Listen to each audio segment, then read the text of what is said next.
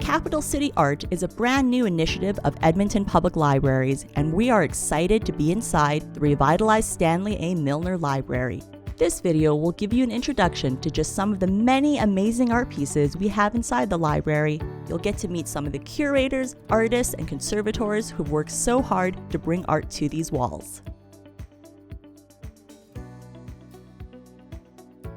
The Capital City Art Collection is a collection of sculptures, paintings, and works on paper that have been either commissioned, donated, or purchased over quite a period of time. In my role as curator, decisions were made not only what to display and how to display the works, but also where to display the works in the building. I worked with MJ Belcourt, the curator of the Indigenous Collection. We worked to place each piece in a space that made sense for that particular work, as well as created sightlines that would guide visitors throughout the building. As an example, near the poetry section on the third floor, you will find a bust of the Italian poet Dante, most famous for his epic 14th century narrative poem, The Divine Comedy. This bronze bust was sculpted in Rome under the commission of the Dante Alighieri Society of Edmonton and presented to the library as a centennial project in 1967. Throughout the Heritage Collection on the second floor, there are works that are specifically related to the history of art and architecture in Edmonton. This particular watercolor is by George Heath MacDonald and depicts the first downtown public library that was opened in 1923 on MacDonald Drive. MacDonald was one of the architects of this original building and also an avid artist and founding member of the Edmonton Art Club. This painting was a gift from his family to the Edmonton Public Library. This work is by Edmonton-born artist Tottie Lewis and was donated by Tottie and her husband, Peter Lewis, to the Edmonton Public Library. The work was created in 1990 and depicts the raft race that was part of the Klondike Days celebrations at that time. Arlene Waslinchuk's family recently gifted 5 works to the Capital City Art Collection, including 4 pieces from her Canadiana series in the early 90s. The artist often went on hiking trips with her friends, where she would sketch, do smaller studies on site, and in some cases paint canvases on site. In 2008, Margie Davidson received a grant from the Edmonton Arts Council to create a new work of art for the library in celebration of Edmonton's cultural diversity. The resulting work, called Stories I've Been Told, is a fiber art triptych that combines these stories and imagery. It was installed in 2010 in the theater at Stanley A. Milner Library, and in the new building, it is the first thing that greets you at the LRT Pedway entrance. This opportunity came up to work for the library and to find Indigenous art that could be hung on the walls and stay here. And each of these pieces actually, to me, tell a story in themselves. And I think that's kind of a part of the library. Is storytelling. It's through reading, it's through interaction, and these paintings do that. You can sit and with a piece and be absorbed in it and wonder what the artist was painting and why they painted that. The theme started with Treaty 6. Let's try and honor Treaty 6 where we're from, and that again started with that connection piece of where people come from, and that we need to know where we come from and that who we are and to be proud of who we are. I hope everyone has a chance to see these beautiful works.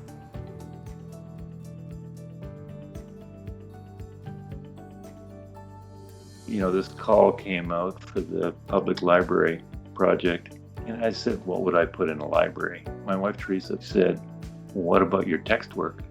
And I went, oh, that's not a bad idea.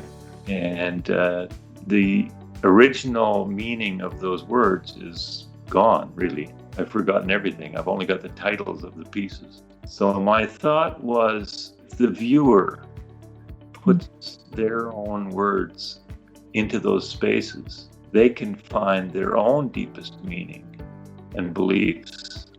And that if we never spoke with each other about what we thought those words were, then there's this tiny, minuscule chance that the words are exactly the same, that all our fundamental beliefs are actually the same. The first thing is like the viewers are gonna see all the colors on the mural, and my intention was them to be attracted by the colors, right? From when they're entering to the library, right?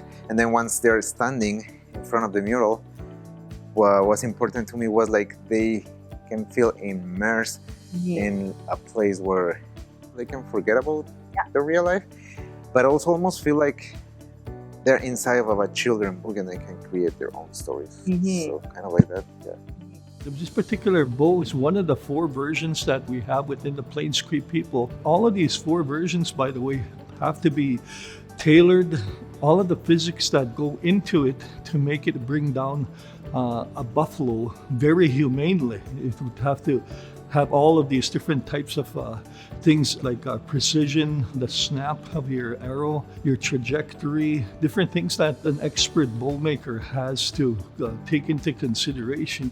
Throughout my life, I've been encouraged by friends and family and teachers to express myself through art. And through art, I have accepted the challenge to heal and to have fun in my life. These paintings that I do are a reflection of my history. The individual in the painting signifies us. Our responsibility, our job of looking after the environment, the natural animals in it, the world that's around us beyond the phone. This mural was originally on the first floor, and because of the renovation work that needed to take place, it had to be moved. The fun part of this work was that it was actually part of the wall, so it had to be physically cut out of the wall. We ground out the back. We took about 3 inches of that concrete out, and then we cut it into pieces, violently removed it from the wall, and took it to our lab to restore it. And then this was the location that was determined to be most appropriate and best opportunity for people to see it again and engage with it. And so in 2017 it came out, and in 2019 it got put in. So this is an abstract landscape done in acrylic, and Norman Yates did this painting in 1967, so it's a centennial piece, and he was captivated by the prairie landscape. So there's a lot of prairie color here, there's a lot of movement, and it's really what people want to take away from the painting. That's the fun of paintings. These works of art represent a history of the Milner Library, and each of them have a story to tell. By making the works accessible throughout the public spaces in the building, I hope that visitors will take time with each piece and let art help guide them through their experience of the building.